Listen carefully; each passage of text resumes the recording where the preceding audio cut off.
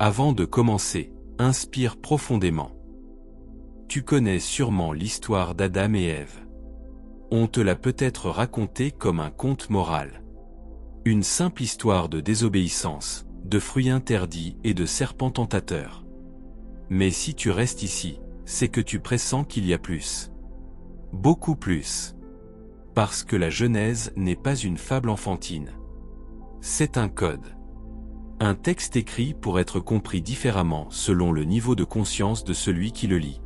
Et c'est exactement là que tout bascule. Quand un enfant lit la Bible, il comprend une histoire. Quand un adulte la lit, il y voit des règles. Mais quand quelqu'un commence à chercher, vraiment chercher, il découvre un manuel de transformation intérieure. La Bible parle au mental rationnel en surface.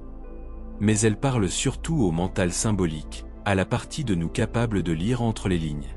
Si tu utilises seulement ton raisonnement, tu n'y verras qu'une religion.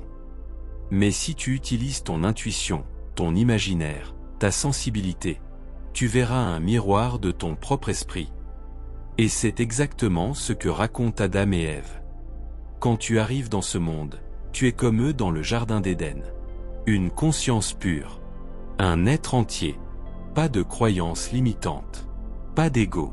Pas de peur. Pas de honte. Juste l'expérience d'exister. Mais le jardin n'est pas un lieu. C'est ton état intérieur d'enfant. C'est l'innocence absolue avant que le monde ne t'apprenne ce qu'il faut aimer, haïr, désirer ou craindre. Puis, petit à petit, on te façonne. On te dit ce qui est mal, ce qui est bien, ce que tu dois devenir, ce que tu dois cacher, et la pureté de ton être commence à se fragmenter. Ton esprit se divise. Tu construis un personnage, un ego, une façade. Tu deviens quelqu'un pour plaire, pour survivre, pour être accepté. Voilà la véritable chute du jardin d'Éden. Elle n'est pas historique. Elle est psychologique. Le fruit défendu, ce n'est pas un fruit. C'est l'expérience, la connaissance, la perception du bien et du mal qui fracture ton unité intérieure. Et le serpent, c'est ton énergie vitale, ton instinct profond, ton désir, ton éveil sexuel, ta pulsion créatrice. C'est pour ça que, dans toutes les traditions, l'énergie serpent est liée à la Kundalini. Cette force en toi qui peut t'élever, ou te perdre. Quand tu deviens adolescent, cette énergie se réveille. D'un coup, tu peux créer une vie. Et cette puissance, si elle est mal comprise, devient une tentation. Dans les écoles ésotériques, on l'appelle l'énergie créatrice. Elle peut produire un être humain, ou être transformé en concentration, en génie, en transformation intérieure. Voilà pourquoi le serpent apparaît dans l'histoire. Il ne t'invite pas à pécher.